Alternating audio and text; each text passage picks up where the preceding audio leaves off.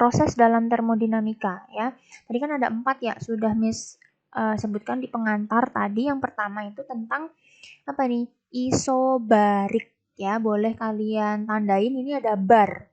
Ya, bar itu artinya adalah tekanan. Artinya isobarik berarti proses perubahan keadaan sistem pada tekanan tetap. Di sini ada kata-kata bar. Bar itu tekanan. Oh, berarti tekanannya yang tetap kayak gitu ya. Nah, secara grafik bentuknya seperti apa? Jadi gini bentuk grafiknya. Di sumbu X-nya ini adalah volume ya. Kemudian di sumbu Y-nya ini adalah P atau tekanan ya. Pada kondisi 1 gitu ya nih, pada kondisi 1 volumenya di sini kan masih sedikit, masih kecil gitu ya. Kalau semakin ke kiri kan makin kecil gitu kan.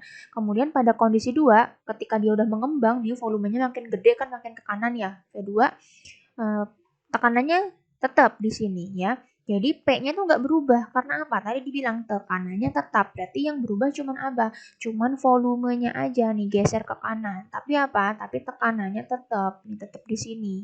Kayak gitu. Maka usaha yang dilakukan pada proses isobarik yang mana nih? Yang di bawah grafik ini nih, yang di abu-abu ini si W gitu. Berarti ini mirip ya kayak yang sebelumnya gitu. Oh, ini berarti bisa Miss nyari usahanya itu dari grafik. Iya betul, bisa. Jadi tinggal dicari luas grafiknya. Atau kalau mau pakai rumus, oh sama ternyata kayak yang tadi tuh, W sama dengan P dikali V2 dikurang V1. P-nya mana? P-nya kan cuma 1 nih tetap.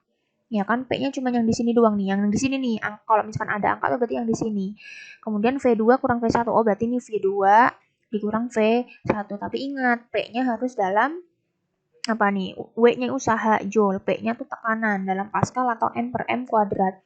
Kemudian V-nya itu adalah volumenya dalam meter kubik ya, V1, oh berarti volume pada awal proses gitu. Kalau V2 berarti volume pada akhir proses.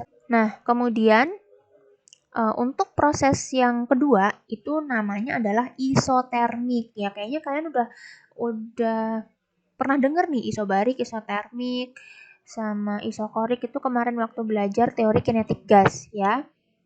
Jadi ini isotermik, ada kata-kata termik, thermal, berarti suhunya yang tetap ya. Kemudian untuk bentuk grafiknya gimana? Seperti ini bentuk grafiknya. Pada kondisi 1 nih yang di sini, P-nya mula-mula di sini, V-nya mula-mula di sini ya. Kemudian pada kondisi yang kedua, oh dia turun ke sini.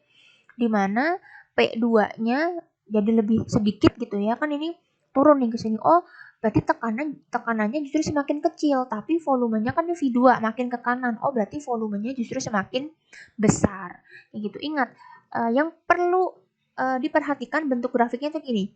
Dia tuh landai gini gitu ya. Jadi dia kayak apa namanya nih? Kayak prosotan gitu ya.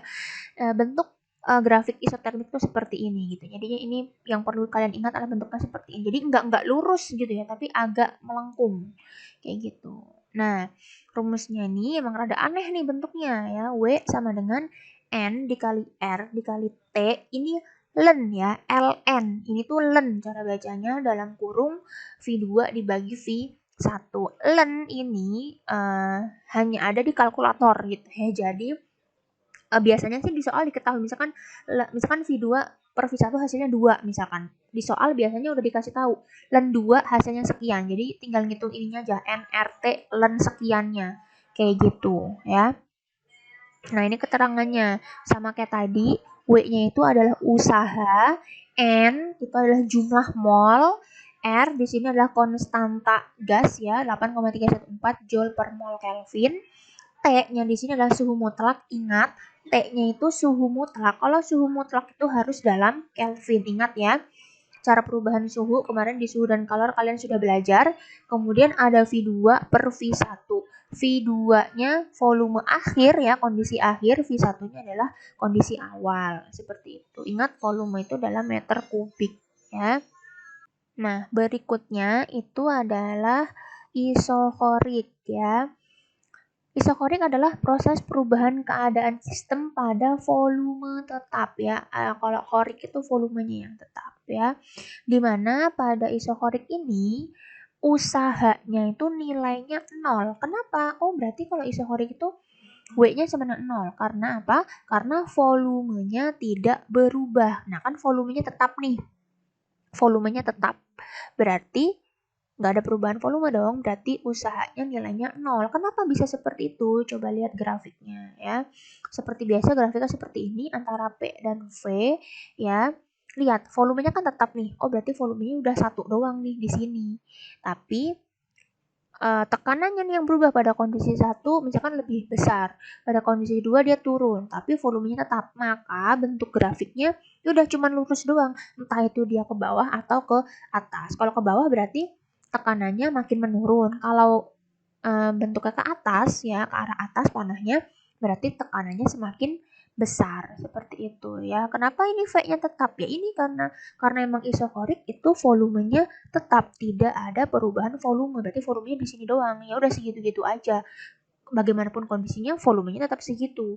Kayak gitu. Nah, untuk rumusnya nih, kan kita tadi di awal udah tahu ya, W itu adalah P dikali delta V atau tekanan dikali perubahan volume. Karena dia nggak mengalami perubahan volume, ya berarti delta V-nya apa? 0. Misalkan nih, V1 sama V2 kan tetap nih, misalkan 5 liter, ya udah 5 liter. Berarti kan kalau V2 dikurang V1 apa? 5 dikurang 5. 5 kurang 5 berapa? 0. Kayak gitu kan. Berarti ya udah dia tidak punya perubahan volume. Sehingga tekanan dikali 0 berapa? 0. Sehingga usahanya nilainya berapa? Usahanya nilainya 0. Kayak gitu. Nah, ini keterangannya sama kayak tadi. Usaha itu joule, P itu tekanan Pascal atau N per M kuadrat, delta V-nya adalah perubahan volume ya. Nah, ini untuk contoh soalnya. Berikut ini adalah grafik tekanan P terhadap V. Ini P, ini V ya, dari suatu gas yang mengalami isokorik. Ingat, isokorik tadi volumenya tetap ya, berarti di sini cuma 3 ini. Cuma 3 meter kubik ya. Oh, ini udah dalam meter kubik, ini masih ATM. Usaha yang dilakukan gas pada proses A ke B adalah berapa? Udah tinggal pakai rumus apa? Ini kan sebenarnya nggak usah ngitung pun kita tahu kalau secara teori nilainya tuh 0 gitu kan. Kan tinggal W sama dengan P kali delta V. P-nya 5 dari 5 menjadi 2. Kayak gitu kan. Kemudian ini apa? V-nya nggak ada perubahan volume, berarti bisa langsung berapa? 0. Kayak gitu ya. Jawabannya langsung 0 kayak gitu. Nah, untuk proses yang keempat adalah adiabatik. Ya, adiabatik itu merupakan proses perubahan keadaan tanpa ada kalor yang masuk maupun keluar. Ingat, kalau adiabatik tuh berarti nggak ada kalor yang bisa masuk ataupun keluar, sehingga nilai kalornya adalah 0. Karena nggak ada kalornya gitu kan, nggak ada yang masuk dan nggak ada yang keluar juga. Kayak gitu. Bentuknya mirip kayak isotermik gitu ya, seperti ini. Tapi kalau misalkan kalian lihat di buku paket kalian gitu ya, di buku paket kan ternyata nggak ada. Jadi kalau untuk adiabatik itu dia tuh lebih curam, kayak lebih tajam gitu lengkungannya. Bedanya sama isotermik tuh yang kayak gitu. Nah, untuk rumusnya sendiri di sini ada usaha yaitu 3/2 NR dikali T1 dikurang T2 gitu.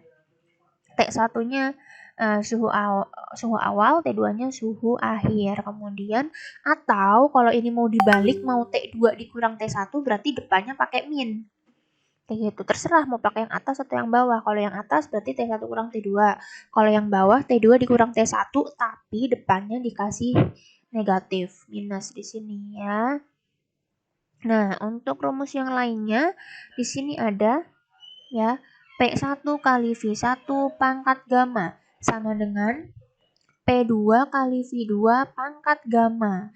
Atau ini kalau pakai antara P tekanan dan V volume. Kalau mau pakai suhu sama volume berarti ini yang satu tuh kondisi 1, yang dua kondisi 2 ya. Kalau misalkan mau pakai T sama V berarti T1 kali V1 pangkat gamma dikurang 1. Berarti ini si gammanya tuh dikurang 1 dulu. Gitu ya. Kemudian sama dengan T2 kali V2 di mana V2-nya ini adalah pangkat gamma dikurang 1. Gitu. Nah, ini keterangannya. W itu usaha, N jumlah mol, R itu konstanta, T itu suhu ya. Nah, maaf ini ada typo. Satuannya bukan meter kubik ya. Suhu itu berarti dalam Kelvin ya. Silahkan diganti ya, maaf ini miss typo gitu ya. Kemudian P di sini adalah tekanan dalam Pascal atau M per M kuadrat. Nah, di sini baru V volumenya meter pangkat 3. T-nya di sini suhu dalam Kelvin gitu ya. Ini sama kayak yang di sini. Ini gamma itu disebut dengan konstanta Laplace, di mana dapatnya itu dari Cp per Cv.